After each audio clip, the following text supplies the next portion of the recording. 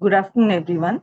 Center of Excellence in HIV Care at BJMC Medical College and Civil Hospital, Ahmedabad welcomes all the participants for today's RDLS session. Today's topic is mental health issues among PLHIV, and the speaker is Dr. Mehul Brahmbhatt. Dr. Mehul sir is a senior associate professor with the Department of Psychiatry at BJ Medical College and Civil Hospital, Ahmedabad. He has multiple publications in national and international journals to his credit. He is also a member of the State Organ Transplant Committee. We welcome you, sir, for today's session and request you to start the session. Thank you. Thanks a lot for warm introduction. Dear friends, for today's session, the objectives of the sessions are as follows. Global and national burden of mental health disorder, mental health in PLHIV and associated disorder. In mental disorders, we include anxiety disorders, mood disorders, psychotic disorders, HIV-associated neurocognitive disorder, substance use disorder. Then we will discuss about patient health questionnaire, PHQ-9. We will also discuss about national and district mental health program. And lastly, the role of ART center. So let us see and let us discuss. Overall burden. First of all, let us discuss about the definition of health. According to WHO, health is defined as a state of complete physical, mental, and social well-being, and not merely the absence of disease or infirmity. Mental health is a state of mental well-being that enables people to cope with the stresses of life, realize their abilities, learn well, and work well, and contribute to their community. Mental health disorder is characterized by a clinically significant disturbance in an individual cognition, emotional regulation, or behavior. So these are few definitions. Health, and what is mental health? Mental health disorder, right? These are few data regarding the global burden of mental disorder. These data are a little bit old of 2019, but this data shows that 1 in every 8 people have some or other kind of mental disorder. Most prominent of this is anxiety disorder, then depression, then bipolar disorder, then schizophrenia, eating disorder, and in few patients we found disruptive behavior and dissocial disorders. This is about global burden of mental disorder. What is the burden in India? And recent data suggests that lifetime prevalence of any mental disorder or mental illness is about 13.7. Lifetime prevalence is 13.7 according to latest data in India. And the burden in children and adolescents is about 8 to 13%. So little bit higher among children, adolescents, and also in adults. Today we are going to focus over the mental health in PLHIV, patient living with HIV. So PLHIV are prone to psychological ailment due to HIV per se, as well as opinion experience regarding HIV in their surroundings. So HIV is one of the contributing factor, and opinions and experiences regarding HIV in their surroundings is also another contributing factors for psychological ailment. They may face multiple types of psychological issues like depression, anxiety, internalized stigma, etc. Mental health issues and psychiatric illness are more common in children and adolescents living with HIV as compared to the general population. As compared to general population, these illnesses are more common in adolescents and children living with HIV. Mental health conditions affect women living with HIV at substantially higher rates compared with men living with HIV and HIV negative women. So in women, it is somewhat higher.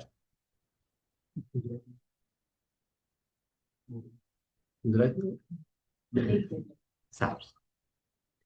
હવે આપણે HIV associated mental disorder વિશે વાત કરીએ તો anxiety ડિસઓર્ડરનું પ્રમાણ ખાસું જોવા મળે છે. એનું પ્રિવલન્સ લગભગ 40% જેવું છે.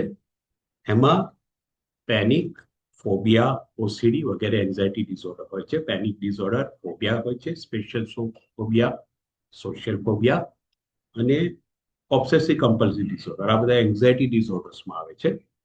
ડિપ્રેશનનું પ્રમાણ પણ આમ જનતા કરતા HIV એસોસિએટેડ મેન્ટલ ડિસઓર્ડરનું પ્રમાણ વધારે હોય છે. HIV PLHIVમાં ડિપ્રેશનનું પ્રમાણ વધારે હોય છે. Mood disorder, particularly bipolar mood disorder જેને કહેવામાં આવે છે, જેમાં ઓલ્ટરનેટ મેનિયા અને ડિપ્રેશન ઓલ્ટરનેટ થાય છે, એનું પ્રમાણ પણ ઘણું વધારે હોય છે. સાયકોટિક ડિસઓર્ડર જુદી જુદી પ્રકારના હોય છે.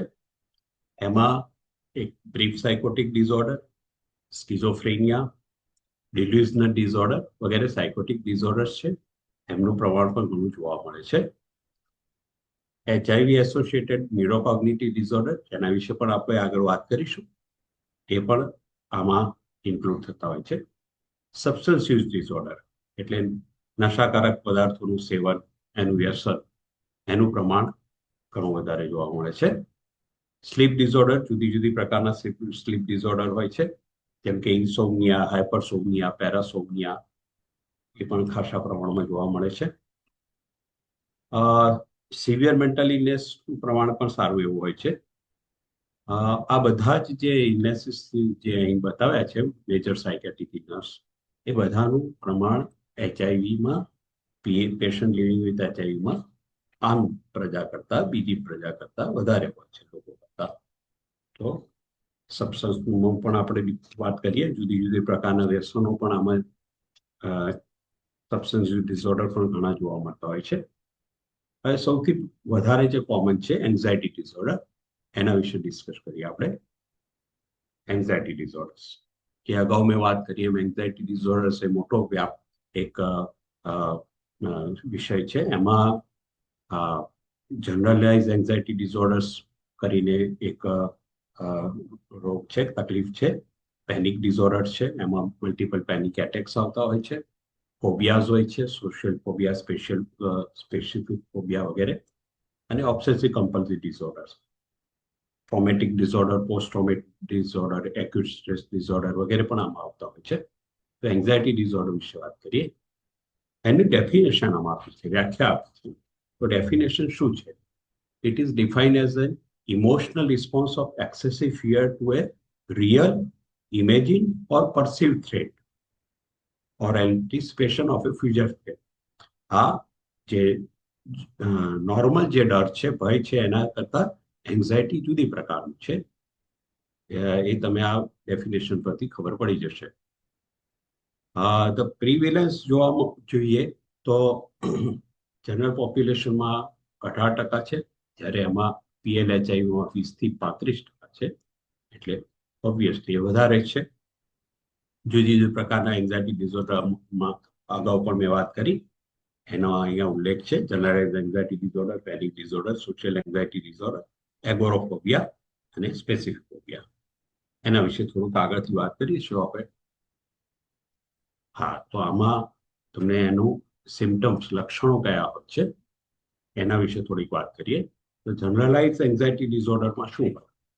તો excessive anxiety and worry about a number of events or activities, and a difficulty in controlling worry, and a GAD અથવા generalized anxiety disorder કહેવામાં આવે છે.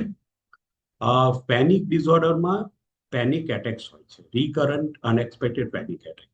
પેનિક એટેક એટલે શું? તો sudden severe episode of anxiety એને પેનિક કહેવાય. એન્ઝાયટીના જે લક્ષણો હોય, એન્ઝાયટીના લક્ષણો જેમ કે ધબકારા વધી જવા, પાલ્પિટેશન જેને કહે છે, ગભરામણ થવી, પરસેવો પરસેવો થઈ જવો, ધ્રુજારી આવી, મને કંઈક થઈ જશે એવું લાગવું, ઘણીવાર શ્વાસ લેવામાં પણ તકલીફ થાય, ચોકિંગ થાય, આ બધું એન્ઝાયટીનું લક્ષણ છે. પણ એ સડન થાય, સિવિયર થાય અને એપિસોડમાં આવે, એકદમ એટેકની જેમ આવે, તો એને પેનિક એટેક કહેવાય. આ પ્રકારના પેશન્ટ ઘણીવાર ઇમરજન્સીમાં દોડીને આવતા હોય છે, કે આ કાર્ડિયાક એટેક તો નથી ને, પણ એમાં ઇન્વેસ્ટિગેશન નોર્મલ આવે અને તપાસ કરતા ખબર પડે કે ના, આમાં સ્ટ્રેસ કારણ છે, તો એને પેનિક એટેક કહેવાય. એ પેનિક એટેક વારંવાર આવે, જેમ કે લખ્યું છે પ્રમાણે, at least one panic attack followed by worry of future attacks accompanied with changes in behavior to avoid future attacks. એ પ્રકારના વર્તન કરે વ્યક્તિ કે એ પ્રકારનું ફરી એટેક ન આવે. પેનિક એટેક મોટે ભાગે ફોબિક સ્ટિમ્યુલસ હોય છે, એનો સામનો કરવામાં આવતો હોય છે. તો એ વારંવાર થાય પેનિક એટેક, તો એની પેનિક ડિસઓર્ડર કહેવાય છે. હવે આ સોશિયલ એન્ઝાયટી ડિસઓર્ડર્સની વાત કરીએ, તેને પહેલા સોશિયલ ફોબિયા કહેવામાં આવતું હતું. એમાં mark fear or anxiety about one or more social situation in which the individual is exposed to or for possible scrutiny by others. Fear of negative evaluation, for example, in audience. આ પ્રકારના વ્યક્તિઓને એવું લાગે, જાહેર પ્રોગ્રામમાં, જાહેર સમારંભમાં, stage ઉપર ક્યાંક જવાનું આવે, તો એમને એવું લાગે કે મારું બારીકાઈથી નિરીક્ષણ થશે, મારામાં કંઈક તકલીફ હશે તો લોકોની નજરે હું ચડીશ. એટલે આ પ્રકારના પ્રસંગો કે આવા પ્રકારના સંજોગો છે, એ આ વ્યક્તિ મોટે ભાગે એવોઇડ કરતો હોય છે. એને સોશિયલ એન્ઝાયટી ડિસઓર્ડર કહે છે, જ્યાં વધારે લોકો ભેગા થવાના હોય, અથવા તો પોતે એના સ્ક્રુટિનાઇઝ થાય એવું લાગતું હોય, કે સ્ટેજ પરફોર્મન્સ વગેરે હોય, તો એ એવોઇડ કરતો હોય છે વ્યક્તિ. એગોરાફોબિયા એ આમાં mark fear or anxiety about situation in which one may have a panic attack, such as being in open crowd, being outside of the home alone, avoidance of such situation where escape or exit may not be easily possible. જેને એગોરાફોબિયા કોનામાં મોટે ભાગે જોવા મળે છે? કે જેને panic disorder હોય, panic attack આવ્યો હોય, એકાદ વાર પેનિક એટેક આવી ગયો હોય, કે ક્રાઉડમાં આવી ગયો હોય, કે ક્લોઝ પ્લેસમાં આવી ગયો હોય, જ્યાં વધારે લોકો હોય ત્યાં પેનિક એટેક આવ્યો હોય, તો આ પ્રકારની વ્યક્તિઓ આ એગોરાફોબિયાથી પીડાય છે, અને આવી પરિસ્થિતિ એવોઇડ કરે છે. કે જેમ કે જ્યાં મોલ હોય, જ્યાં વધારે વ્યક્તિઓ ભેગા થયા હોય, બજાર માર્કેટ હોય, જ્યાં ટોળા ભેગા થયા હોય, કોઈક સમારંભો હોય, સરઘસો હોય, એસટી બસની કે ટ્રેનની કે મુસાફરી હોય, જ્યાં ક્રાઉડ વધારે હોય, એવી પરિસ્થિતિ આ પ્રકારના વ્યક્તિઓ એવોઇડ કરતા હોય છે. તો એને એગોરાફોબિયા કહેવાય. સ્પેસિફિક ફોબિયા જુદી જુદી પ્રકારના હોય છે. એમાં mark fear or anxiety about a specific object or situation, એ જુદી જુદી પ્રકારના હોય છે. સિચ્યુએશન ફોબિયા હોય છે, એક એનિમલ ટાઈપ ફોબિયા હોય છે, એક બ્લડ ઇન્જેક્શન ઇન્જરી ટાઈપ હોય છે. સિચ્યુએશનલ ફોબિયામાં એક આપણે એગોરાફોબિયાની વાત કરી, કે જ્યાં પ્લેસીસ એવા હોય કે જ્યાં એને થાય કે હું આમાંથી બહાર નહીં નીકળી શકું, એ જગ્યાઓ એવોઇડ કરે, તો એ એક સિચ્યુએશન થઈ. બીજું ઘણાને હાઇડ્રોફોબિયા હોય છે, વોટરનો ફોબિયા હોય છે, પુલ ઉપરથી પસાર ના થઈ શકે, અથવા પસાર થાય તો નીચે નદી હોય તો એનું બીક લાગે. ઘણાને હાઇટનો ફોબિયા હોય છે, ઉપરથી નીચે જોઈ ના શકે, અથવા ઉપરના માળે ચડી ના શકે. એ બધી જુદી જુદી સિચ્યુએશનો ફોબિયા હોય છે.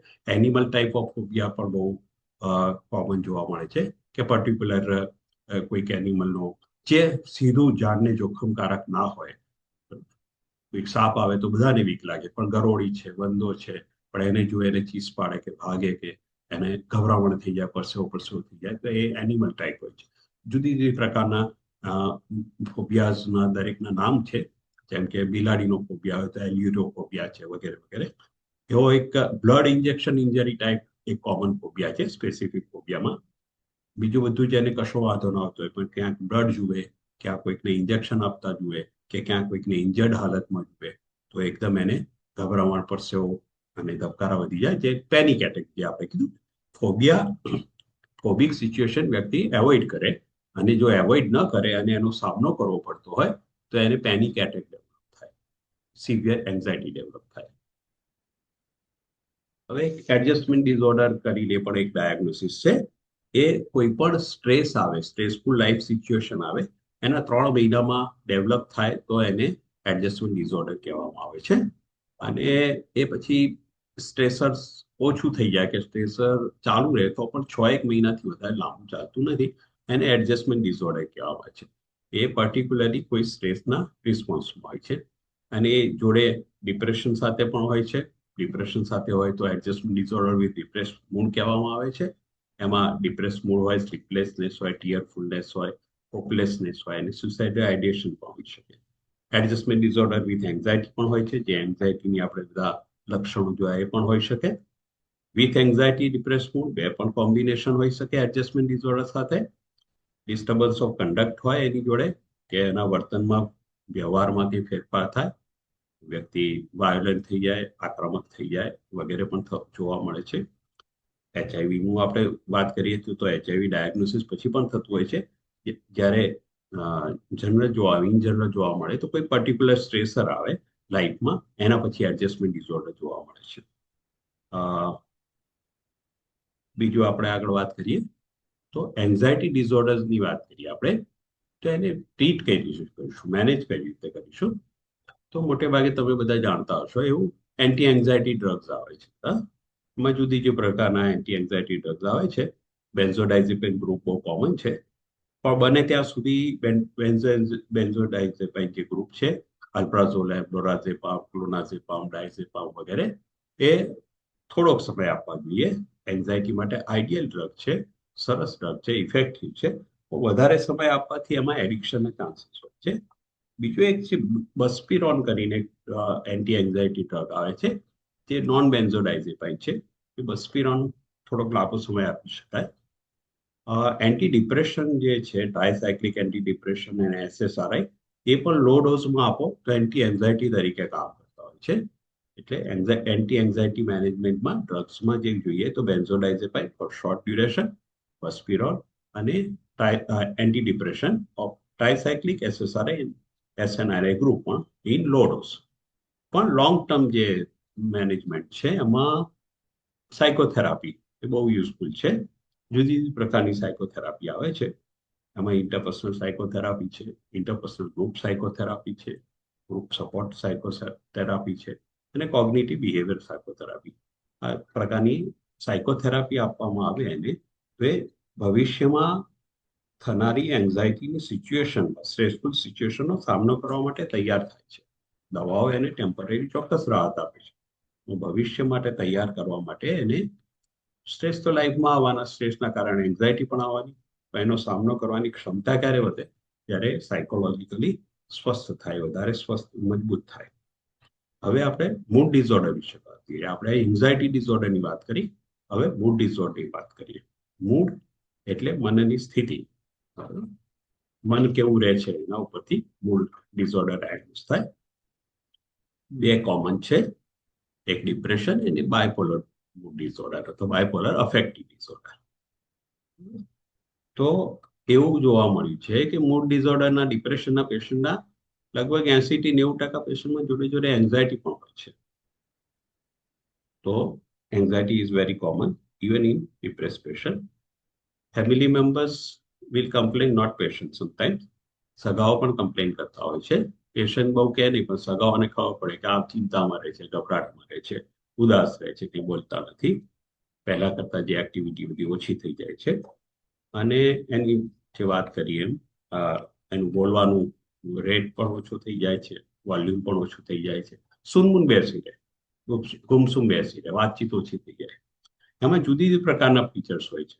મૂડ ડિસઓર્ડર એટલે ડિપ્રેશનની વાત ચાલી રહી છે અત્યારે. ડિપ્રેશનમાં જુદી જુદી પ્રકારના પ્રકાર છે. તો એમાં એક મેલાન્કોલિક ટાઈપ ઓફ ડિપ્રેશન છે. એમાં એક સિવિયર એનહોડોનિયા થઈ જાય, પેશન્ટ ચૂપચાપ ગુમસુમ બેસી રહે, અર્લી મોર્નિંગ અવેકનિંગ, વહેલું ઉઠી જાય.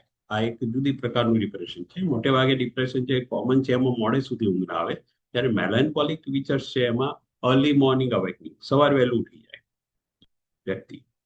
વેઇટ લોસ જોવા મળે અને ગિલ્ટ બહુ હોય. કે મારા ખોટા કર્મો કે મારા પેલાના કારણે મને આની સજા મળી રહી છે એવું એને લાગે. કોઈક વિચારો અથવા કર્મો મારા એવા છે કે જેની સજા મને મળી રહી છે એવું ગિલ્ટ પેદા થાય અને એમાંથી બીજી ડિપ્રેશન પેદા થાય. તો એ મેલાન્કોલિક ફીચર્સની વાત થઈ. કેટાટોનિક ફીચર્સની વાત કરીએ તો પેશન્ટ જે બ્લન્ટ અફેક્ટ હોય એના ચહેરા પર કોઈ હાવભાવ જોવાનો હોય, વિડ્રોન હોય, જે પહેલા હમણાં વાત કરીએ ચૂપચાપ સુમન બેસી રહે, એની એક્ટિવિટીઝ સાયકોમોટર એક્ટિવિટીઝ બહુ ઓછી થઈ જાય. નેગેટિવ ફીચર્સ કહેવામાં આવે છે બધું, એટલે કેટાટોનિક ફીચર્સ કરીને એક એનો પ્રકાર છે. Depression with melancholic feature, depression with catatonic features અને depression with psychotic features. Psychotic ફીચર્સમાં ડિપ્રેશનની સાથે સાથે ઘણીવાર ઓડિટરી હેલ્યુસિનેશન જોવા મળે છે, હિયરિંગ ઓફ વોઇસીસ. અને એમાં શું છે કન્ટેન્ટ કો તું ખરાબ છે એ પ્રકારના અવાજ સંભળાય, તું કશા કામનો નથી, તને સજા મળવી જોઈએ વગેરે પ્રકારના ભણકારો સંભળાય એને. તો એને સાયકોટિક ફીચર્સ મોટે ભાગે ડિપ્રેશન સાથે ઓડિટરી હેલ્યુસિનેશન આવા જોવા મળે. જો એ ડિપ્રેશનની સાથે ના હોય ને જો પેરાનોઇડ કે સ્કિઝોફ્રેનિયાની સાથે હોય તો એમાં ઓડિટરી હેલ્યુસિનેશનમાં જુદા અવાજો સંભળાય કે તને મારીશું, મારી રાખીશું, તને હેરાન કરીશું. જ્યારે ડિપ્રેશનનો ઓડિટરી હેલ્યુસિનેશન એ પ્રકારના સંભળાય કે તું નિરર્થક છું, કામનો નથી, ખરાબ છું વગેરે વગેરે.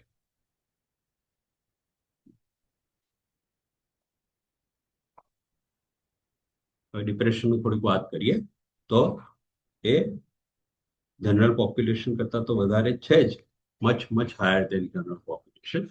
એનું લાઈફ ટાઈમ પ્રિવેલન્સ તમે જુઓ તો 40% જેવું છે PLHIVમાં compare to 4 to 8% in general population. અને ચિલ્ડ્રન અને એડોલિસન્ટમાં પણ એનું પ્રમાણ બહુ જોવા મળે છે. એમાં ઇલનેસનું કારણ પણ છે, ઇલનેસનો ભય છે, એના કારણ પણ છે. એટલે જે જનરલ પોપ્યુલેશનમાં હોય છે એના કરતાં ઘણું વધારે. બે પ્રકારના મુખ્ય લક્ષણો છે ડિપ્રેશનમાં. જે અફેક્ટિવ સિમ્ટમ્સ એટલે કે મૂડને લગતા, મનની સ્થિતિને લગતા સિમ્ટમ્સ હોય છે. એમાં ડિપ્રેસ મૂડ હોય છે, ઉદાસી હોય છે, અને loss of interest in normally pleasurable activity. એટલે જે વસ્તુ આનંદદાયક હોય છે, જેમ કે ટીવી જોવું, સંગીત સાંભળવું, વાતો કરવી, ખાવું પીવું, જે વસ્તુ આનંદ આપતી હોય, બહાર હરવું ફરવું, એમાં એનો ઇન્ટરેસ્ટ જતો રહે છે. સ્પેસિફિકલી ઘણીવાર એવું પણ બને કે જે વસ્તુ એને પ્લેઝર પહેલા આપતી હોય એ હવે નથી આપતી. એને પૂછીએ કે પહેલા શું ગમતું હતું, કે મને રીડિંગ ગમતું હતું, હવે રીડિંગમાં કોઈ આનંદ નથી આવતો. પહેલા મ્યુઝિક મને ગમતું હતું, હવે સંગીતમાં કોઈ આનંદ નથી આવતો. પહેલા ખાવામાં બહુ ઇન્ટરેસ્ટ હતો, એમાં નથી. એટલે loss of interest, depress mood, loss of interest, feeling of guilt or worthlessness. ગિલ્ટની હમણાં વાત કરીએ કે હું આના માટે કંઈક જવાબદાર છું, આ તકલીફો માટે જવાબદાર છું, એ પ્રકારનું ગિલ્ટ એની પેદા થાય છે. અને વર્થલેસનેસ એટલે કે હું કંઈ કામનો નથી, નિરર્થક છું, એ પ્રકારની ભાવના પણ ઊભી થતી હોય છે. એ ડિપ્રેશનને તરફ દોરી જતી હોય છે. એક હોપલેસનેસ, છેલ્લે વધારે ડિપ્રેશન વધી જાય તો હોપલેસનેસ થાય છે. હોપલેસનેસ એટલે નિરાશાવાદ, આમાંથી કશું સારું થવાનું નથી, આમાંથી કંઈ બહાર નીકળી શકવાની શક્યતા જ નથી. અને પછી એ વ્યક્તિને આના કરતા જીવન ટૂંકાવી દેવાના વિચાર આવે, જીવન નિરર્થક છે, ટૂંકાવી દઈએ, તો સુસાઇડલ આઈડિયા.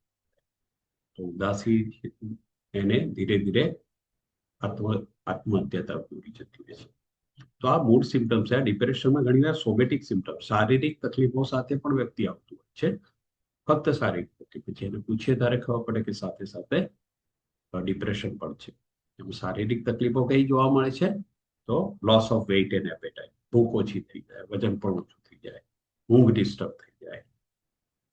ઘણીક વાર સાયકોમોટર એક્ટિવિટી વધી જાય તો એજિટેશન થાય, ઘટી જાય તો રિટાર્ડેશન થાય. ફટીગ, ક્રોનિક ફટીગ સાથે પણ ઘણા આવતા છે. થાકી જવાય, બધા ઇન્વેસ્ટિગેશન બધું જ નોર્મલ હોય, એવરીથિંગ. થાક છે એનો તો ડિપ્રેશનનો થાક છે. તો ફટીગ સાથે પણ ઘણી વાર આવતા હોય છે. લોસ ઓફ કોન્સન્ટ્રેશન, મોટે ભાગે વિદ્યાર્થીઓ કે યંગ એડલ્ટ અથવા તો જે નોકરિયાત વર્ગ છે બધા આવતા હોય છે કે જેને કોન્સન્ટ્રેશનની જરૂર પડે છે એના કામમાં, એ કામ એ બરોબર કરી શકતા. તો લોસ ઓફ કોન્સન્ટ્રેશન સાથે આવે, આપણે પૂછીએ તો ખબર પડે કે સાથે એને મનની ઉદાસી પણ છે, લોસ ઓફ ઇન્ટરેસ્ટ પણ છે, અને ડિપ્રેશનના બીજા લક્ષણો પણ છે. તો PLHI-માં આમાં 40% જેટલું પ્રિવેલન્સ છે. 100 પેશન્ટ એના જીવનકાળ દરમિયાન 40ને ડિપ્રેશન થવાની શક્યતા છે. બહુ મોટું પ્રમાણ છે.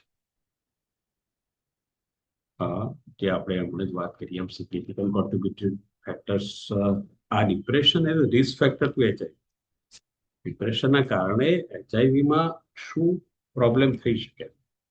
તો poor adherence to ART. Depression હોય એટલે એને ટ્રીટમેન્ટ પણ નિયમિત ના લે, કારણ કે ઉત્સાહ પણ ના હોય કે બીમારીમાંથી પણ બહાર નીકળી જાય, એટલે ટ્રીટમેન્ટ આઉટકમ પણ એનું બરોબર રહેતો નથી, which may leads two treatment failure. વ્યક્તિને ગમે તેટલી ગંભીર બીમારી હોય પણ ઘણીવાર એને એવું હોય છે કે HIV હોય કે કેન્સર હોય કે કિડનીને લગતી બીજી સમસ્યા હોય, ગંભીર હોય, તો એને થાય કે આમાંથી બહાર નીકળવું. જોડે ડિપ્રેશન જો ડેવલપ થાય તો એને બીમારીમાંથી બહાર નીકળવાનું પણ સ્ફૂર્તિ નથી રહે, તો ટ્રીટમેન્ટ ફેલિયર જોવા મળે છે. એના કારણે ડિપ્રેશન ઘણીવાર એના વર્તન પર પણ અસર કરે છે. ઘણીવાર ડ્રગ યુઝ એટલે કે બીજા વ્યસનો તરફ વળી જતું હોય છે પેશન્ટ ડિપ્રેશનના કારણે. સેલ્ફ ડિસ્ટ્રક્ટિવ બિહેવિયર જે આપણે વાત કરીએ, ઘણીવાર સુસાઇડલ આઈડિયા તરફ જતું રહેતું હોય છે. તો એને પુઅર પાર્ટનર ચોઇસ. ડિપ્રેશનમાં એને ખબર નથી હોતી કે મારે માટે કઈ વ્યક્તિ યોગ્ય છે, કે કઈ વ્યક્તિ સાથે મારે શારીરિક સંબંધ રાખવો કે વગેરે વગેરે. એટલે ડિપ્રેશનમાંથી બહાર આવવા માટે કે ટેમ્પરરી રિલીફ માટે ગમે તે પાર્ટનર શોધી નાખે છે. એ પણ રિસ્ક ફેક્ટર બની શકે છે. તો depression is the major risk factor for HIV. હવે HIV ઘણીવાર ડિપ્રેશન તરફ દોરી જાય છે. HIV itself can lead to depression. તો એના કઈ રીતે કયા ઇટિયોલોજી કારણો કયા હોય છે? તો ઘણીવાર direct injury to subcortical area in brain એ ડિપ્રેશન તરીકે, કારણ કે બ્રેઇનનો સબકોર્ટિકલ એરિયા છે એ ડિપ્રેશન માટે જવાબદાર છે. Neurotropin produces neuropathological changes in deep grey structures. Deep grey સ્ટ્રક્ચર્સમાં ચેન્જીસ થાય છે, એના કારણે ડિપ્રેશન થાય છે. ઇલનેસ ખબર પડે, ઇલનેસનું ડાયગ્નોસિસ થાય, એ પણ પેશન્ટને ડિપ્રેશન તરફ દોરી જાય છે. આ ઇલનેસના કારણે સોશિયલ આઇસોલેશન થાય છે HIV-ના કારણે, એ પણ વ્યક્તિને ડિપ્રેશન તરફ દોરી જાય. સતત સ્ટ્રેસમાં રહેવાય કે શું થશે, આગળ શું થશે, કઈ રીતે બહાર નીકળીશ, દવાઓ ચાલુ રહેશે, ખરાથી મારે કોમ્પ્લિકેશન થશે, શું થશે વગેરે ચિંતાઓ પણ એને ડિપ્રેશન તરફ દોરી જાય. જેમ રોગ આગળ વધે એમ ડિપ્રેશન વધતું જાય છે. સામાજિક સપોર્ટ ઓછો થઈ જાય, સપોર્ટ સિસ્ટમ એની ઓછી થઈ જાય. સ્ટિગ્મા પણ હજી થોડો આપણે પૂરેપૂરો ગયો નથી. સોશિયલ સ્ટિગ્મા પણ છે કે આને HIV છે, એડ્સ હોય છે વગેરે વગેરે વાતો જે લોકો કરે એના કારણે પણ એને ડિપ્રેશનનું પ્રમાણ વધી જાય છે, કોન્ફિડન્સ ઓછો થતો જાય. એન્ટીરિટ્રોવાયરલ થેરાપી, અમુક ડ્રગ્સ એવા છે આપણા ART-માં કે જે પણ ડિપ્રેશન તરફ દોરી જતું હોય છે. તો આ બધા કારણો છે કે HIV ડિપ્રેશન તરફ કઈ રીતે લઈ જાય છે વ્યક્તિને. હવે કેમ અગત્યનું છે ડિપ્રેશનને જાણવું અને એને ટ્રીટ કરવું? તો ક્રોનિક ઇલનેસ છે અને મલ્ટિપલ રિલેપ્સિસ થાય છે. ડિપ્રેશન સરળતાથી એકવાર આવીને જતું રહે એ પ્રકારની બીમારી નથી. ડિપ્રેશન ઘણીવાર વારંવાર આવતું હોય છે. એકવાર વ્યક્તિ વલ્નરેબલ થઈ જાય ડિપ્રેશન ફરી થઈ શકતું હોય છે. તો કોર્સ પર લાભો છે. નાની લાગતી પણ ગંભીર બીમારી છે ડિપ્રેશન. 3 ડિસેબલિંગ ઇલનેસમાં એનો સમાવેશ થાય છે. WHO ના ક્રાઇટેરિયા પ્રમાણે, એના તારણો પ્રમાણે.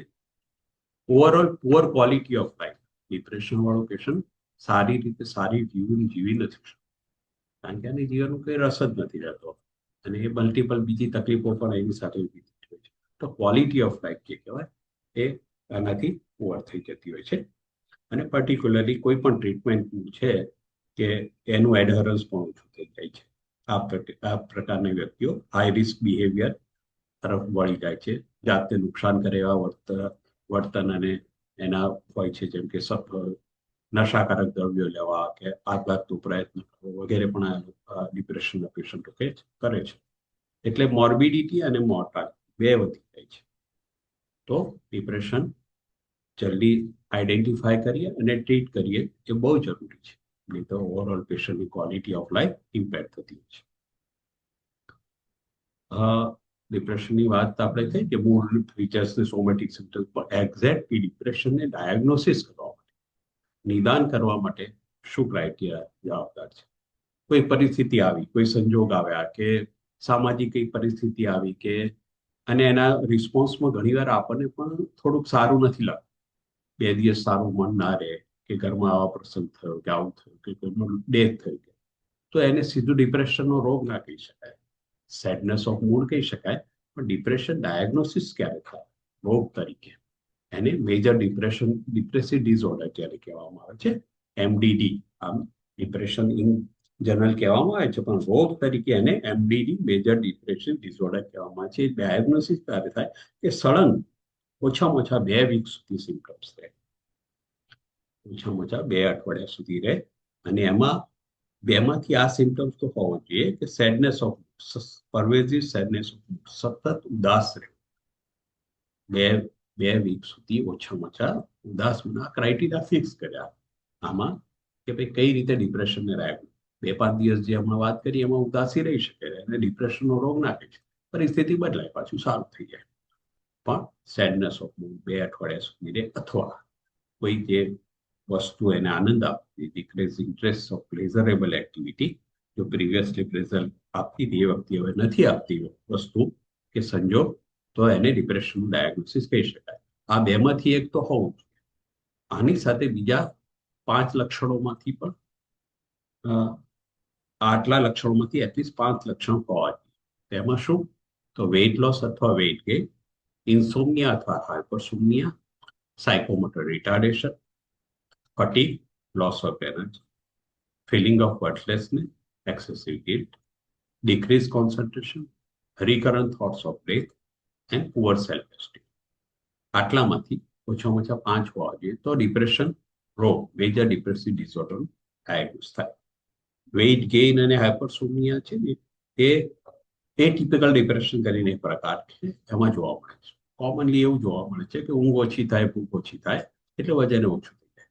પણ અમુક ડિપ્રેશનમાં એવા હોય છે કે ઊંઘ વધી જાય, ખોરાક પણ વધી જાય, અને એના કારણે વેઇટ પણ ગેઇન થાય છે. તો આ ડિપ્રેશનના મુખ્ય લક્ષણો થયા. હવે આપણે એક કેસ સ્ટડી વિશે વાત કરીએ. તો એ કેસમાં 46-year-old મેલ છે, PLHI on TLD since 3 years, CD4 count એના 750 છે. એનું સ્ટ્રેસર છે મધર્સ ડે 3 months ago. એને લો મૂડ છે, ઇરિટેબિલિટી છે, અર્લી મોર્નિંગ અવેકનિંગ છે, એન્ડ પેસિવ ડેથ છે. આ પ્રકારનું દર્દી આવે તો આપણે એનું મેનેજમેન્ટ શું હોઈ શકે? એનું how will we plan manage? તો એક સુસાઇડ રિસ્ક એસેસમેન્ટ કરવું પડે પહેલું, કારણ કે એ સૌથી અગત્ય પ્રાથમિકતા એને આપવું પડે. ડિપ્રેશનને ટ્રીટ તો કરવાનું છે, પણ સુસાઇડનું રિસ્ક છે એ પહેલું એસેસ, કારણ કે it is an emergency deal કરવી પડે, એને કાઉન્સેલિંગ કરવું પડે એસેસમેન્ટ કરીને. એનું ડિટેલ હિસ્ટ્રી એન્ડ વર્કઅપ કરવું પડે. કોઈ પણ દર્દી ડિપ્રેશન કે સુસાઇડ સાથે કંઈક આવ્યું હોય, સુસાઇડ આઈડિયા સાથે, તેનું ડિટેલ હિસ્ટ્રી અને વર્કઅપ કરવું પડે પહેલેથી લઈને, કે શારીરિક બીમારી કે માનસિક બીમારી ક્યારે શરૂ થઈ, શરૂઆતના લક્ષણો શું હતા, સંજોગો શું છે, બધું હિસ્ટ્રીમાં બધું જ આવી જાય. એની ફેમિલીની હિસ્ટ્રી આવે, એની પર્સનલ હિસ્ટ્રી આવે, એની ઓક્યુપેશન હિસ્ટ્રી આવે, ઇલનેસની હિસ્ટ્રી આવે, એ આખી ડિટેલ હિસ્ટ્રી આવે. પછી કાઉન્સેલિંગ બહુ અગત્યનું સ્ટેપ આવે છે. કાઉન્સેલિંગ સ્ટેપ છે, અને એ તમારા લેવલે કે પ્રાઇમરી હેલ્થ કેર લેવલે જો એને ડીલ ના કરી શકાય તો આગળ પછી એને સાયકેટ્રિક રેફરન્સ કરવું પડે. તો જરૂરી છે જ. તો આ કેસ માટે આ પ્રકારનું મેનેજમેન્ટ થઈ શકે. હવે મેનેજમેન્ટ ઓફ ડિપ્રેશન, તો જે હમણાં આપણે વાત કરીએ એમ સુસાઇડ એસેસમેન્ટ તો કરવું જ પડે. સુસાઇડની હિસ્ટ્રી હોય અને કરંટ અત્યારે પણ એને ઇન્ટેન્શન હોય કે પ્લાન હોય આ છે, અને તો એને પહેલાં પહેલી પ્રાયોરિટી આપવી પડે. સુસાઇડના રિસ્કને જરા પણ નજર અંદાજ ન કરાય. આ પ્રકારના વ્યક્તિ ગમે ત્યારે જાનને જોખમ પ્રવૃત્તિ કરી દે તો એ પણ હેરાન થાય, એના કેરટેકર પણ હેરાન થાય. તો સુસાઇડનું રિસ્ક છે, બહુ મોટું રિસ્ક છે. તેનું પહેલું એસેસમેન્ટ. ડિપ્રેશનનું એસેસમેન્ટ કરવામાં બિરીવમેન્ટ એટલે કોઈ પણ આઘાતજનક કોઈ ઘટના બને એના રિસ્પોન્સમાં થતી પ્રક્રિયાને બિરીવમેન્ટ કહેવાય. ક્લોઝ રિલેટિવનું ડેથ થાય એના રિસ્પોન્સમાં થતી પ્રક્રિયા પણ બિરીવમેન્ટ કહેવાય. અને મોટું ગંભીર બીમારીનું ડાયગ્નોસ થાય એની પ્રક્રિયામાં પણ જે રિસ્પોન્સ આવે છે એને બિરીવમેન્ટ. Bereavement is a possibility in the differential diagnosis. એ પણ ઘણીવાર ડિપ્રેશનની સાથે સાથે જોવા મળે છે. અને the extent and duration of these symptoms are consistent with the major depression. ઘણીવાર bereavement-ના બધા જ લક્ષણો ડિપ્રેશન જેવા. તમે હિસ્ટ્રી પૂછો, જે આપણે હમણાં આગળ વાત કરી, ડિટેલ હિસ્ટ્રી લો તો ખબર પડે કે આ ઘટના હતી, એના રિસ્પોન્સમાં આવું થયું, તો એને clear cut major depressive disorder ના કહેવાય. તો bereavement-ની સાથે ડિપ્રેશનના લક્ષણો છે. મેનેજમેન્ટમાં આ પણ બહુ અગત્યનું ભાગ ભજવે છે. આપણે વાત કરી રહ્યા છે PL HIV-ની, તો કાઉન્સેલિંગ ફોર HIV એડહરન્સ. હોપલેસનેસ એની હોય તો એ ART-ને એડહરન્સ ના થાય, ટ્રીટમેન્ટને એડહરન્સ ના થાય, કે મારે હવે જીવવું જ નથી, મારા કંઈ સારું થઈ શકે એવું નથી, તો ટ્રીટમેન્ટ લેવાનો શું અર્થ છે? તો એની હોપલેસનેસ દૂર કરીને કાઉન્સેલ કરવું પડે. KRT-થી તમે ઘણા લોકો સારા થયા છે, મોટાભાગના લોકો સારા થયા છે, તમે પણ સારા થઈશો. તો એ પ્રકારનું એને કાઉન્સેલિંગ બહુ જરૂરી છે કે એની હોપલેસનેસ દૂર થાય. એન્ટી ડિપ્રેશન મેડિસિન છે એ ખાસો સમય આપવી પડે, મિનિમમ 6 થી 9 મહિના આપવી પડે. એકવાર ડિપ્રેશનના લક્ષણો કંટ્રોલમાં આવે પછી પણ. તો એન્ટી ડિપ્રેશન મેડિસિન એ તો મોસ્ટ ઇમ્પોર્ટન્ટ, કાઉન્સેલિંગની કરતા પણ વધારે અગત્યની એન્ટી ડિપ્રેશન મેડિસિન છે. અને રેગ્યુલર ફોલોઅપ બહુ જરૂરી છે પેશન્ટનું. તો રેગ્યુલર ફોલોઅપમાં આવે એ પણ જરૂરી છે.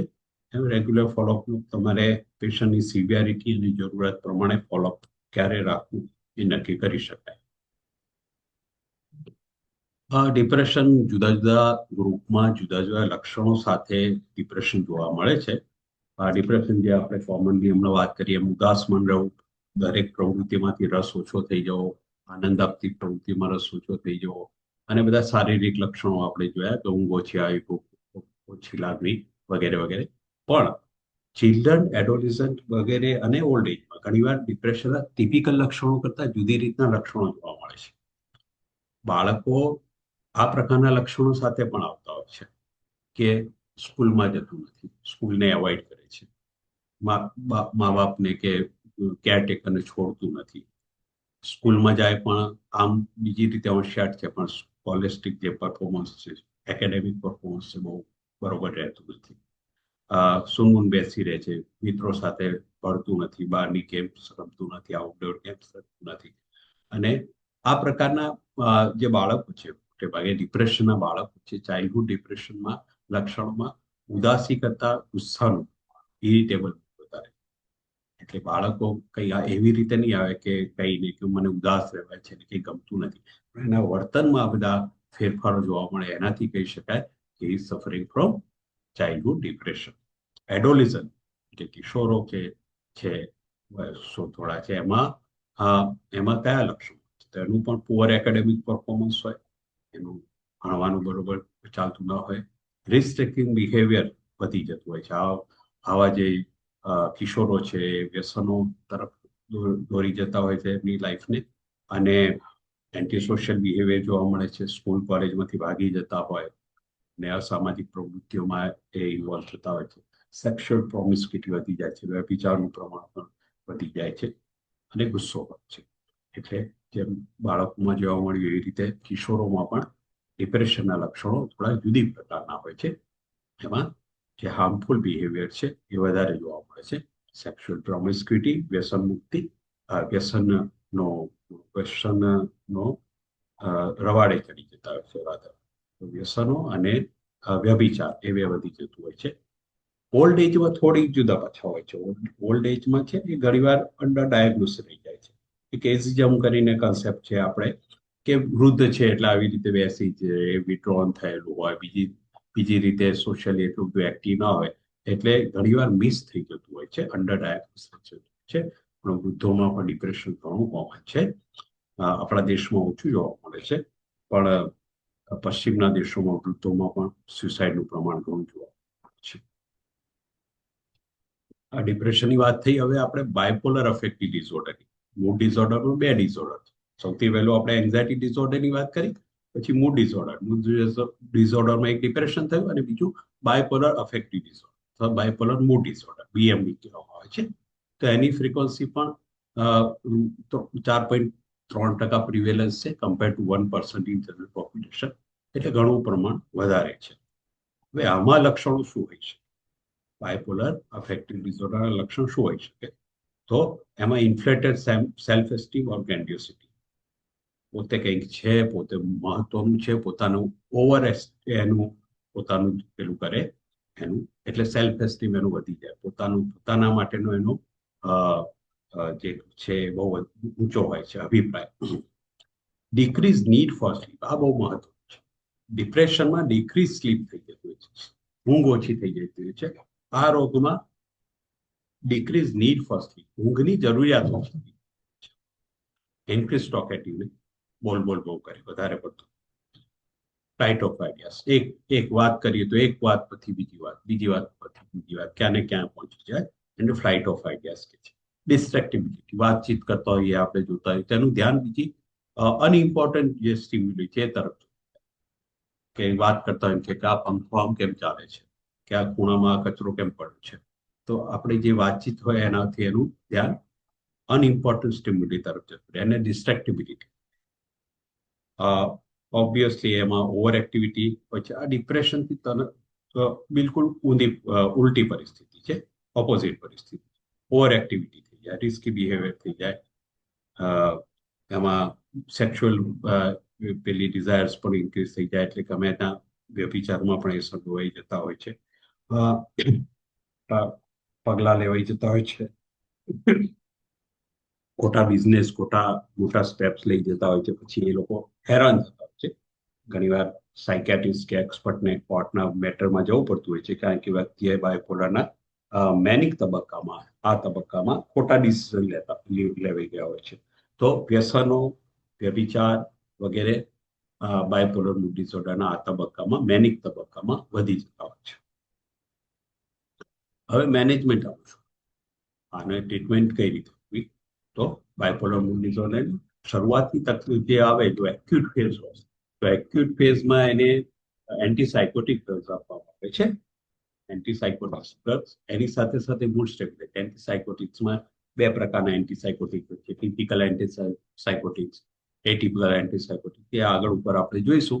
તો એક્યુટ ફેઝ જ્યારે હોય બાયપોલર અફેક્ટિવ ડિસઓર્ડરનો, તો એને એન્ટીસાયકોટિક્સથી થોડો શાંત પાડવામાં આવે છે વ્યક્તિને. જોડે બેન્ઝોડાઇઝેપિન પણ આપવામાં આવે છે, જરૂર પડે તો ઇન્જેક્ટેબલ્સ પણ આપવામાં આવે છે. અને સાથે સાથે મૂડ સ્ટેબિલાઇઝર ડ્રગ્સ છે, જેમ કે લિથિયમ છે, વાલ્પ્રોઇડ છે, બીજા એન્ટી કન્વર્ઝન છે, કાર્બોડિઝેપિન વગેરે આપવામાં છે. તો આ એક્યુટ ફેઝની વાત થઈ. પછી ધીરે ધીરે એને ગ્રેજ્યુઅલી એને સાયકોથેરાપી પણ આપવામાં આવે છે, ફેમિલી એજ્યુકેશન પણ આપવામાં આવે છે, બીમારી વિશે વાત કરીને એને સમજ આપવામાં આવે છે. જ્યારે એનો એક્યુટ તબક્કો ઓછો થાય ત્યારે બીમારી વિશે સમજાવીને સાયકો એજ્યુકેટ કરવામાં આવે છે કે આ બીમારીમાં દવાની કેટલી જરૂર છે. તો આને લોંગ ટર્મ માટે ધીરે ધીરે વિડ્રો કરીને એન્ટીસાયકોટિક અને બેન્ઝોડાઇઝેપિન ધીરે ધીરે વિડ્રો કરીને મૂડ સ્ટેબિલાઇઝર જે ડ્રગ છે એ લાંબો સમય ચાલુ રાખવામાં આવે છે. તો વાત થઈ એન્ઝાયટી ડિસઓર્ડર, મૂડ ડિસઓર્ડર, અને હવે ત્રીજી વાત થાય છે સાયકોટિક ડિસઓર્ડર. આ પણ મેજર સાયકેટ્રિક ડિસઓર્ડર છે, સાયકોટિક ડિસઓર્ડર. તો સાયકોટિક ડિસઓર્ડર એટલે શું?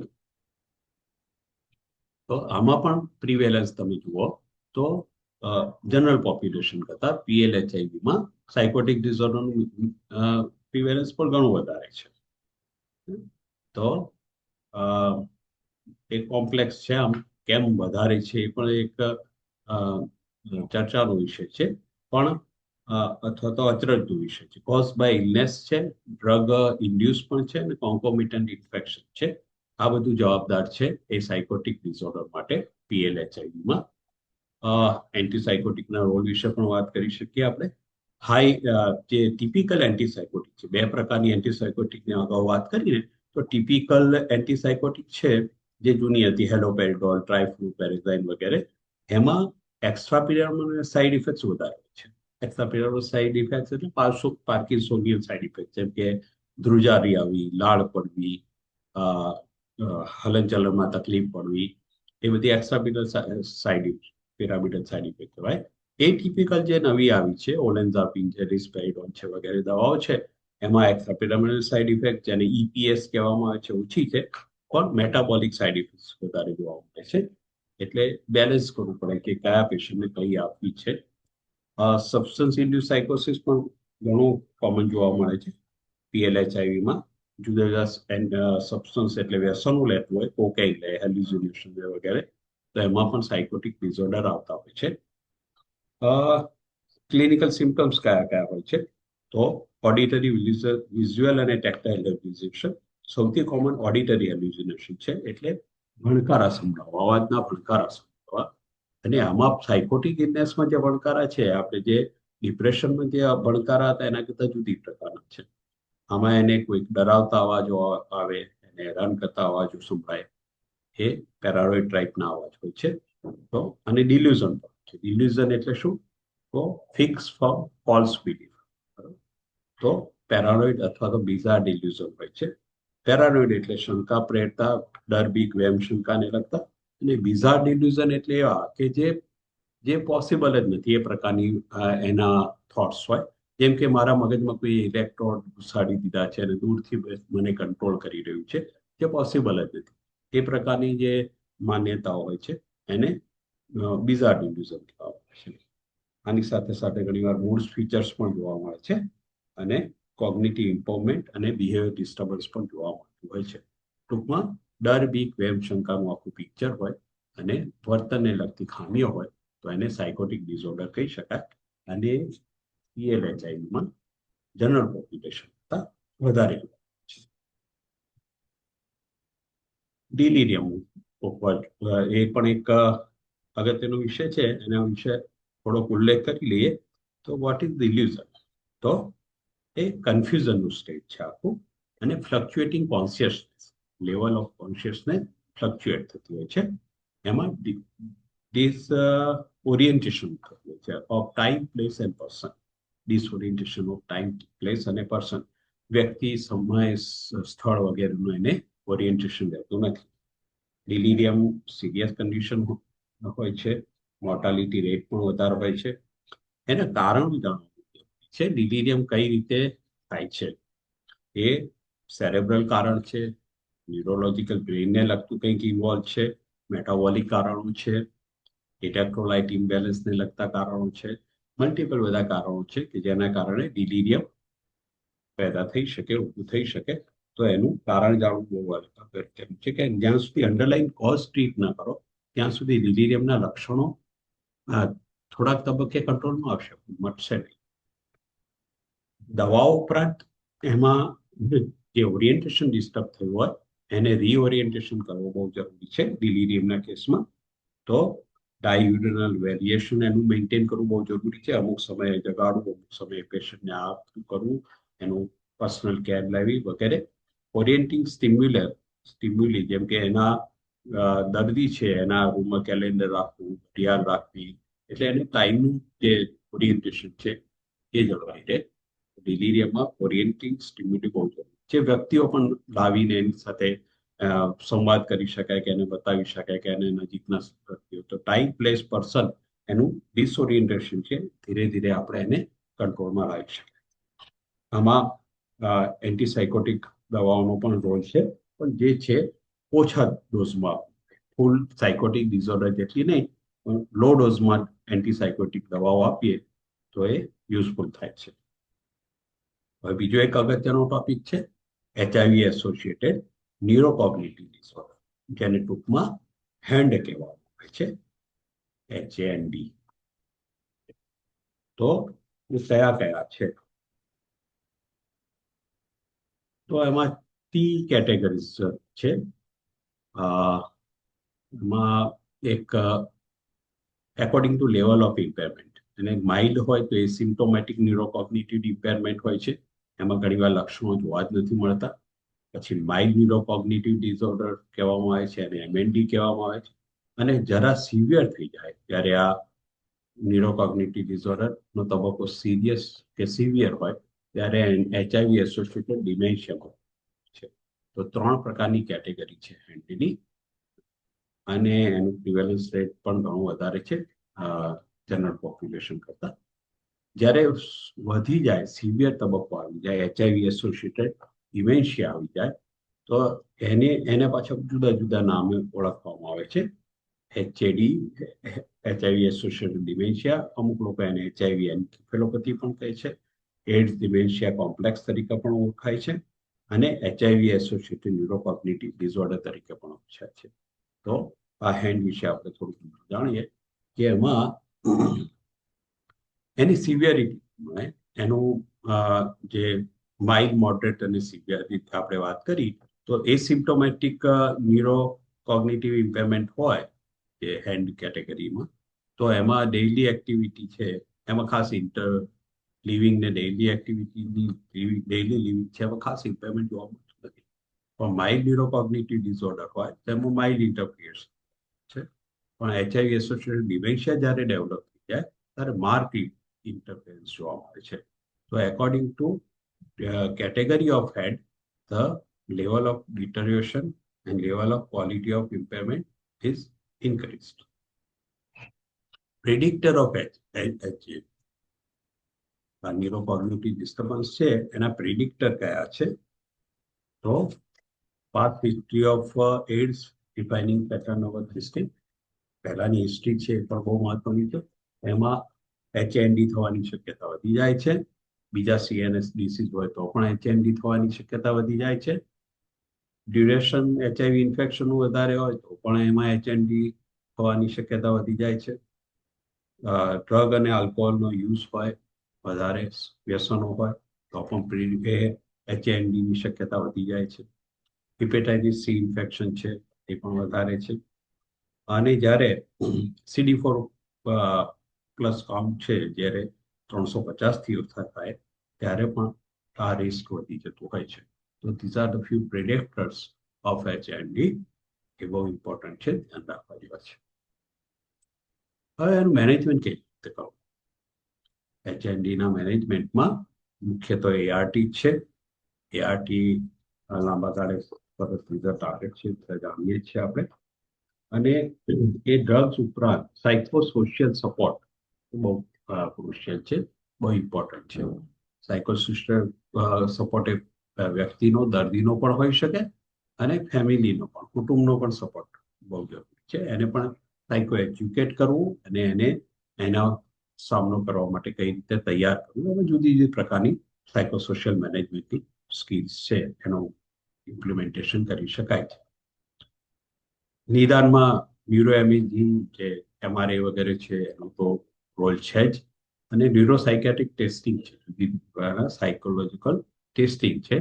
એમાં જેમ કે રોશાક ટેસ્ટ છે અને બીજા પણ ન્યુરોસાયકેટ્રિક ટેસ્ટ છે, એ ઉપયોગ કરવામાં આવે છે. તો આમાં ડાયગ્નોસિસ સારું થઈ જતું હોય છે, ઇઝી થતું હોય છે. ટ્રીટમેન્ટ વિવિધ પ્રકારની ટ્રીટમેન્ટ છે. એમાં મેન્ટેન, સેલેજેલાઇન જેવી દવાઓ આપવામાં આવે છે. બિપ્રોપિયોન, એસઆરઆઈ જેવી એન્ટી ડિપ્રેશન દવાઓ આપવામાં આવે છે. એટોમોક્સેટિન, મોડાફિનિલ જેવી સ્ટિમ્યુલન્ટ દવાઓ પણ આપવામાં આવે છે. અને વર્તનને કાબૂમાં રાખવા માટે એન્ટીસાયકોટિક ડ્રગ્સ, જે આપણે અગાઉ વાત કરી એમ, લો ડોઝમાં આપવામાં આવે છે. તો ટ્રીટમેન્ટમાં એક એઆરટી આવે, એક સાયકોથેરાપી આવે અને મેડિસિન્સ આવે, 3 વસ્તુ આપવામાં આવે. સબસ્ટન્સ યુઝ, જે પીએલએચઆઈમાં જનરલ પોપ્યુલેશન કરતા વધારે હોય છે. વ્યસનો એ પોતે સ્પ્રેડ માટે જવાબદાર હોઈ શકે છે. આ વ્યસનમાં જ્યારે વ્યક્તિ વ્યસની થાય ત્યારે વધારે ઇમ્પલ્સિવ થઈ જતું હોય છે, અનસેફ સેક્સ તરફ પ્રેરાતું હોય છે, કારણ કે એનો જે પેલો છે એનો પોતાની સભાન અવસ્થા છે કે કઈ રીતે શું વસ્તુ મારા માટે સાચું છે એ એના વ્યસનની અસર હેઠળ ભાન નથી રહેતું, તે ખોટી જગ્યાએ સેક્સમાં કે એમાં ઇન્વોલ્વ થઈ જાય છે. ઇન્જેક્ટિંગ ડ્રગ યુઝર્સ છે એમાં લગભગ 30% હેવ PLHI. ઇન્જેક્શન મોટો સોર્સ છે HIV સ્પ્રેડ માટે, તો એ 30% જેટલું હાયર એનું પેલું છે પ્રિવેલન્સ.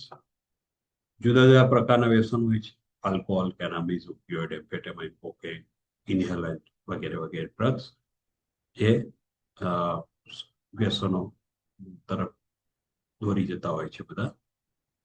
આ શું વ્યસનના કારણે શું થઈ શકે?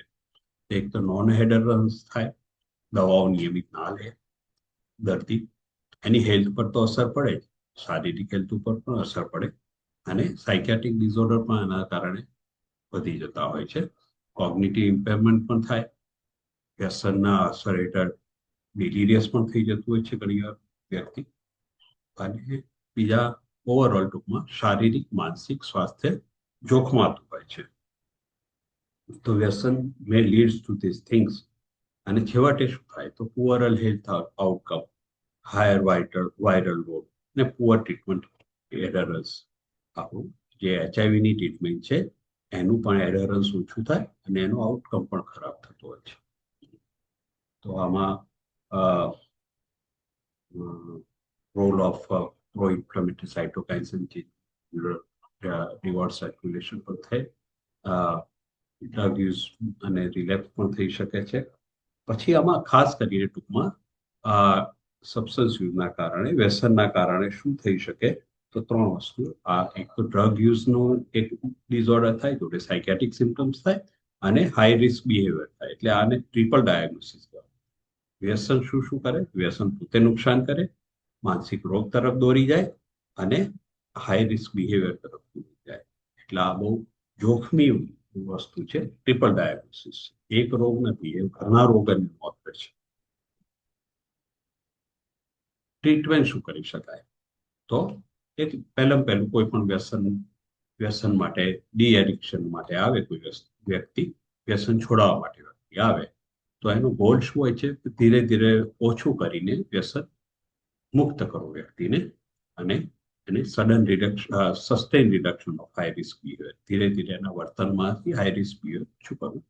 તો એના માટે પહેલું સ્ટેપ છે ડિટોક્સિફિકેશન. તો વ્યસન લેતો હોય તેમાંથી ડિટોક્સિફાય કરવું પડે. પછીનું સ્ટેપ આવે ડી એડિક્શન, વ્યસન મુક્તિનું પછી આવે પહેલા ડિટોક્સિફિકેશન. તો ઓપિયોઇડનો યુઝ હોય છે, તેમાં એક મિથેડોન મેન્ટેનન્સ પ્રોગ્રામ હોય છે. પહેલા એને સબસ્ટિટ્યુટ આપવો પડે, તો ડિક્રીઝ લેવલ ઓફ મિથેડોન આપીએ. ઓપિયોઇડ એટલે ગાંજો, ચરસ, ભાંગ વગેરે જે લેતા હોય એને પહેલા સબસ્ટિટ્યુશન થેરાપી આપવી પડે, મિથેડોન લેવલ આપવું પડે, અને પછી ધીરે ધીરે એની વ્યવસ્થિત ટ્રીટમેન્ટ ચાલુ કરી શકાય.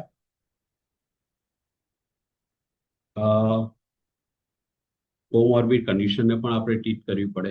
વ્યસન વાળા દર્દીઓ આવે છે ને જોડે જોડે ડિપ્રેશન પણ હોય છે, બાયપોલર મૂડ ડિસઓર્ડર પણ હોય, એન્ઝાયટી પણ હોય, પર્સનાલિટી ડિસઓર્ડર હોય, સ્લીપ ડિસઓર્ડર હોય, ટ્રોમેટિક ડિસઓર્ડર પણ હોય, તો એને પણ ટ્રીટમેન્ટ કરવી પડશે. કારણ કે એ જો કોર સિમ્ટમ્સ હોય અથવા તો સેકન્ડરી સબસ્ટન્સ યુઝ હોય, કે પહેલા માનસિક બીમારી છે એના કારણે સબસ્ટન્સ યુઝ થાય, એના કારણે વ્યસન તરફ દોરી જાય, અને વ્યસનો પણ માનસિક બીમારી તરફ દોરી જાય છે. બે ઘણી વાર જોવા મળે છે. પ્રાઇમરી પેલું પણ હોય, પ્રાઇમરી પેલું પણ હોય, તો આને પણ ટ્રીટ કરવું પડશે. એક ડિપ્રેશન રહે અને વ્યસન મુક્તિ થઈ જાય એવું ના બને, ડિપ્રેશન ટ્રીટ કરવું પડે સાથે. સ્લીપ માટે ઘણા લોકો ઊંઘ નથી આવતી ને પછી વ્યસનો પર જતા રહેતા હોય છે, તો સ્લીપ ડિસઓર્ડરને ટ્રીટ કરવા પડે, નહીં તો વ્યસન મુક્તિ આપણે અચીવ ના કરી શકીએ. ટ્રીટમેન્ટ એડરન્સનો તો રોલ છે જ. ઓવરઓલ ન્યુરોકોગ્નિટિવ કોમોર્બિડિટી ઓછી કરે છે. સાયકોથેરાપીમાં જે કોગ્નિટિવ બિહેવિયર થેરાપી જે કહે છે CBT અને સોશિયલ સપોર્ટ વગેરેનો જો ઇમ્પોર્ટન્સ છે. મોટિવેશનલ એન્હાન્સમેન્ટ થેરાપી, વ્યસન મુક્ત કરવું વ્યક્તિને એવો ટફ ટાસ્ક છે, અને એના માટે મોટિવેશનલ એન્હાન્સમેન્ટ થેરાપી બહુ અગત્યની છે. તો બધી જ પ્રકારની સાયકોથેરાપી એમાં ઇમ્પ્લિમેન્ટ કરવામાં આવે છે. ઓપિયોઇડ સબસ્ટિટ્યુશન થેરાપીની જે આપણે વાત કરી, મિથેડોન સબસ્ટિટ્યુશન પ્રોગ્રામ જે આખો ચાલે છે, તો મિથેડોન આપીને ધીરે ધીરે એમાંથી વ્યસન મુક્ત કરાય. સીધું વ્યસન મુક્ત કરીએ એના કરતાં એના જેવું જ થોડો સબસ્ટન્સ આપીએ અને પછી એમાંથી મુક્ત કરીએ. એવી રીતે આલ્કોહોલ છે. આલ્કોહોલ જે દારૂનું છે, દારૂનું વ્યસન છે, એમાં પણ ધીરે ધીરે વ્યસન મુક્ત કરી શકાય. વ્યક્તિને દારૂ બંધ કરે તો પહેલા તેને વિડ્રોલ સિમ્ટમ્સ આવે, ધ્રુજારી આવે, બેચેની થાય, રગવાટ થાય, ઊંઘ ના આવે. તો એના માટે એને લોરાઝેપામ જેવી દવાઓ આપવામાં આવે છે એ વિડ્રોલ સિમ્ટમ્સ માટે.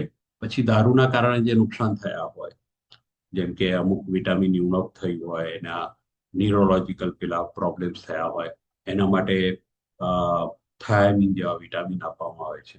અને પછી દારૂનું વ્યસન કે તલબ ઓછી લાગે એને એન્ટી ક્રેવિંગ એજન્ટ જેવા કહેવામાં આવે છે. એવામાં એકેમ્પ્રોસેટ, નેલ્ટ્રેક્સોન વગેરે આપવામાં આવે છે. તો વિડ્રોલને ટ્રીટ કરવાનું, ડેફિસિટ કે જે નુકસાન થયું છે એને ટ્રીટ કરવાનું, અને એન્ટી ક્રેવિંગ એજન્ટ આપવાનું. એ આનો મેઇન સ્ટે કે ગોલ હોઈ શકે. જેમાં આમાં ગ્રુપ થેરાપી હોય છે, એમાં આલ્કોહોલના પેશન્ટ માટે પણ ગ્રુપ હોય છે. આલ્કોહોલ એનોનિમસ કહેવામાં આવે છે. ટૂંકમાં મેડિસિન, ફાર્માકોથેરાપી અને સાયકોથેરાપી એનું કોમ્બિનેશન વ્યસન મુક્તિ માટે બહુ જરૂરી હોય છે. હવે બાળકોમાં અને કિશોરોમાં માનસિક આરોગ્યને લગતી જે પરિસ્થિતિ છે એમાં વોર્નિંગ સાઇન્સ કયા છે? માનસિક આરોગ્યને લગતી સમસ્યા છે બાળકોને કિશોરોમાં ખબર કઈ રીતે પડે? તો એના જે આપણે વાત કરીએ એમ ટિપિકલ સિમ્ટમ્સ ના આવે, થોડી જુદી પ્રકારના સિમ્ટમ્સ આવે.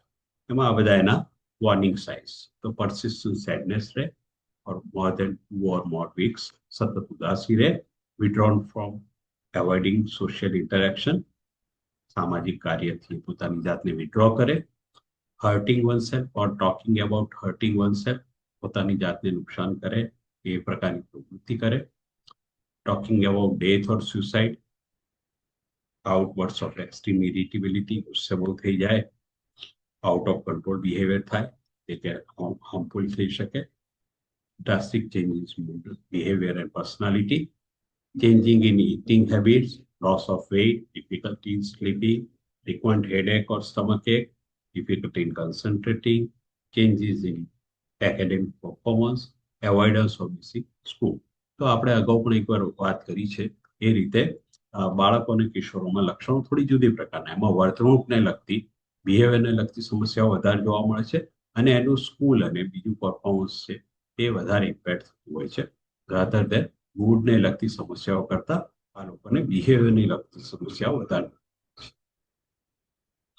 ડ્રગ ઇન્ટરેક્શન હોય છે કે દવાઓની વચ્ચેની ઇન્ટરેક્શન કઈ છે.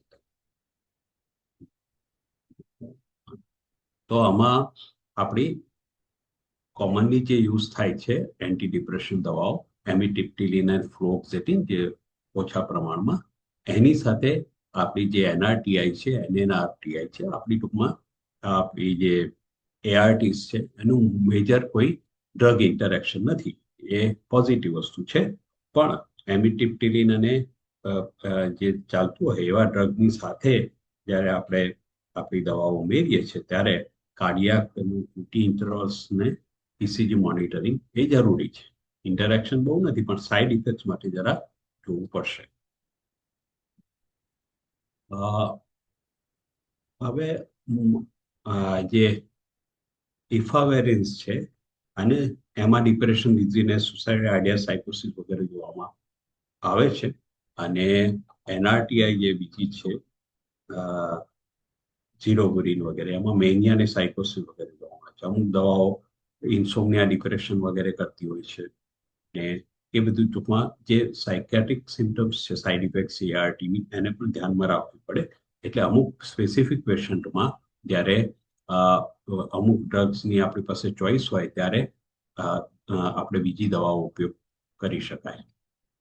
હવે PHQ વિશે આપણે વાત કરીએ, પેશન્ટ હેલ્થ ક્વેશ્ચનને, અને એમાં દરેક PLHIV ને આપણે PHQ-9 આપીને એનું સ્ક્રીનિંગ કરવામાં આવે છે.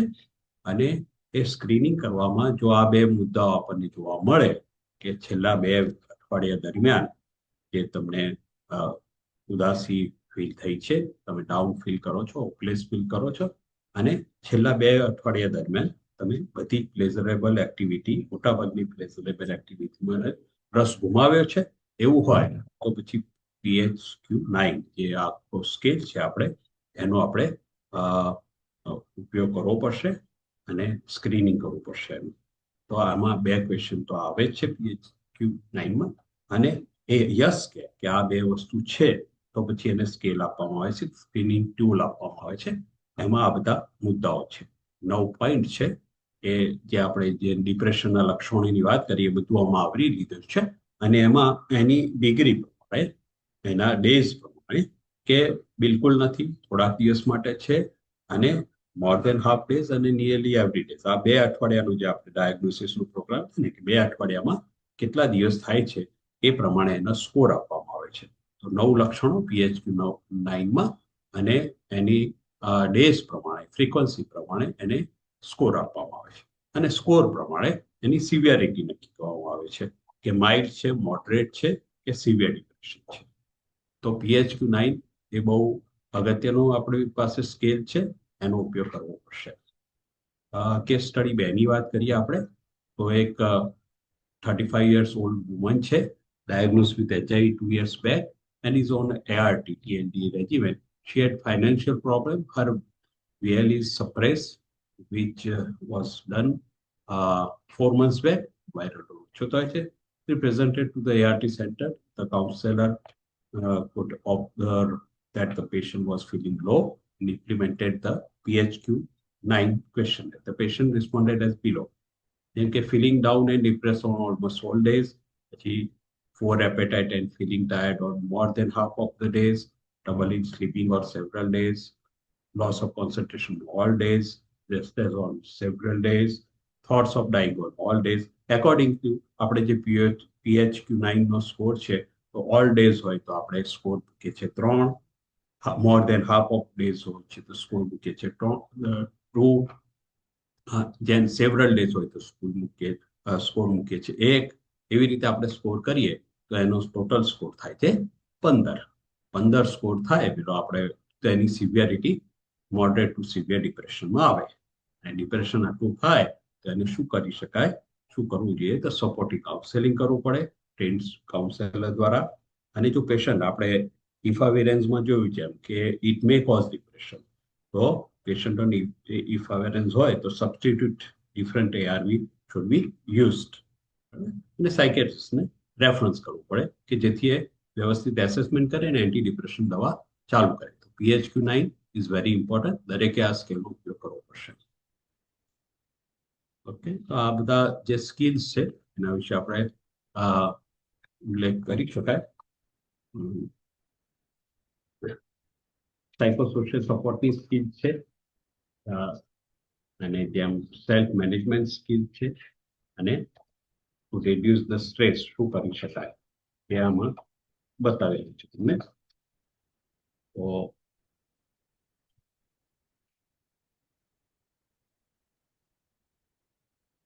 મેઇન આપણી tips four mental health and wellbeing કઈ છે તો ક્વેશ્ચન લિવિંગ વિથ HIVમાં ટ્રીટમેન્ટ એડહેરન્સ છે, આપણું regular conversation about mental health છે, ડિસ્કસ ધ ડ્રગ યુઝ છે, અને જનરલ કઈ છે તો એનો જે પ્રાઇમરી હેલ્થ જળવાઈ રહે એના માટે એડિટેડ સ્લીપ છે, હેલ્ધી ડાયટ છે, સોશિયલ સપોર્ટ બહુ જરૂરી છે, સ્ક્રીન ટાઈમ, ખોટું મોબાઈલ અને ટીવી પર બેસી રહે એના કરતાં આઉટડોર એક્ટિવિટીઝમાં અને એમાં વધારે ભાગ લે, ગેમ્સ, આઉટડોર ગેમ્સ વગેરેમાં ભાગ લે, એક્ટિવિટીમાં ભાગ લે, એ મેન્ટલ હેલ્થ માટે અને ફિઝિકલ હેલ્થ માટે 2 માટે જરૂરી છે. મેન્ટલ હેલ્થ પ્રોગ્રામ વિશે ઉલ્લેખ કરી લઈએ તો 1982માં ઇમ્પ્લિમેન્ટ કરવામાં આવ્યો, અને એનો ગોલ હતો કે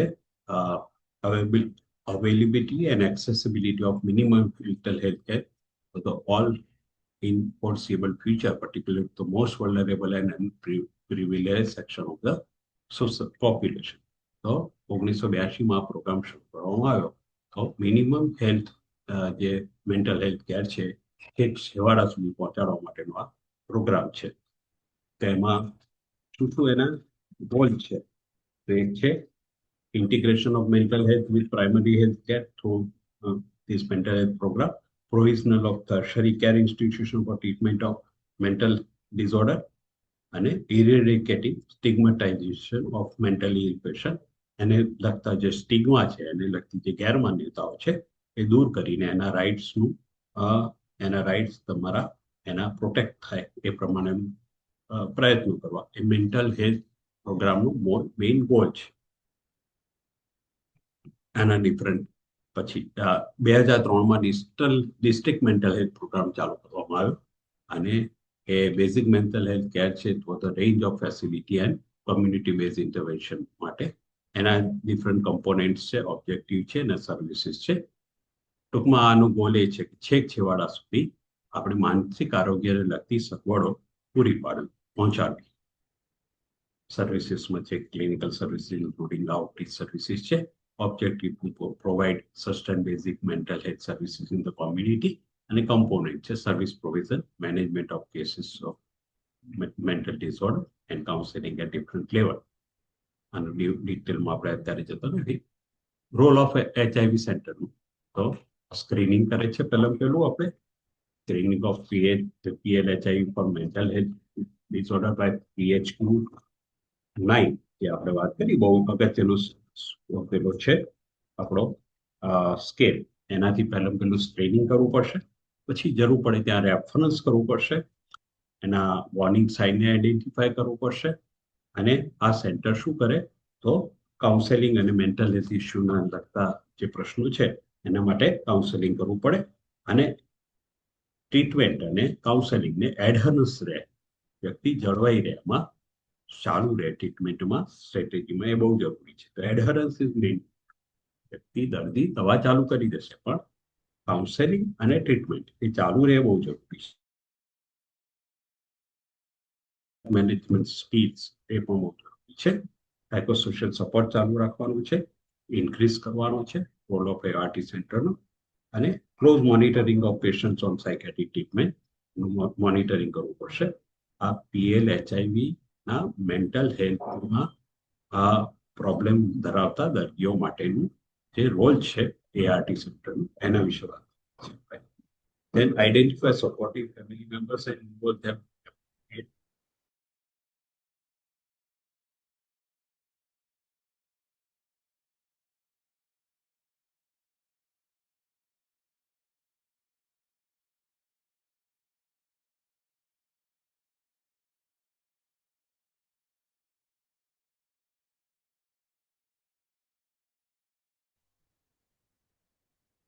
Sir, you'll have to share the screen again.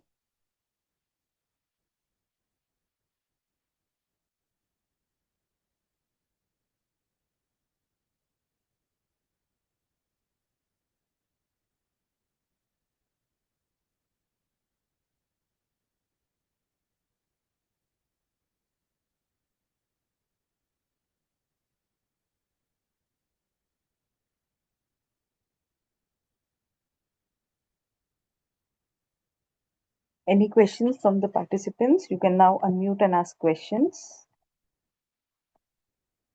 Any questions from the participants? कोई भी सवाल हो आप unmute करके सवाल पूछ सकते हैं.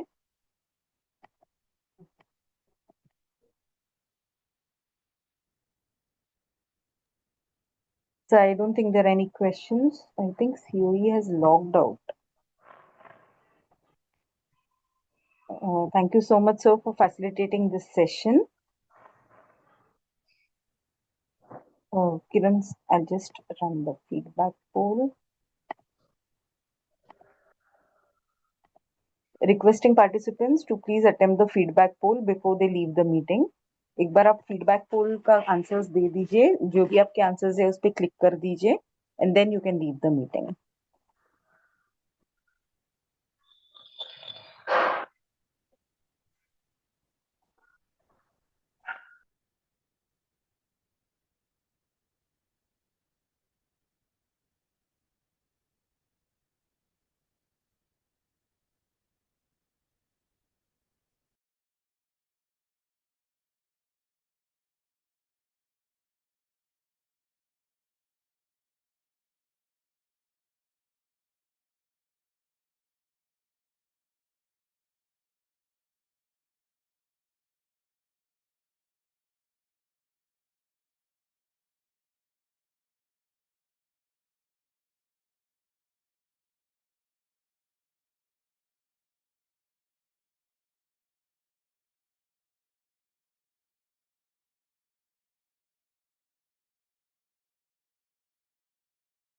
Thank you, everyone. We'll conclude the session now.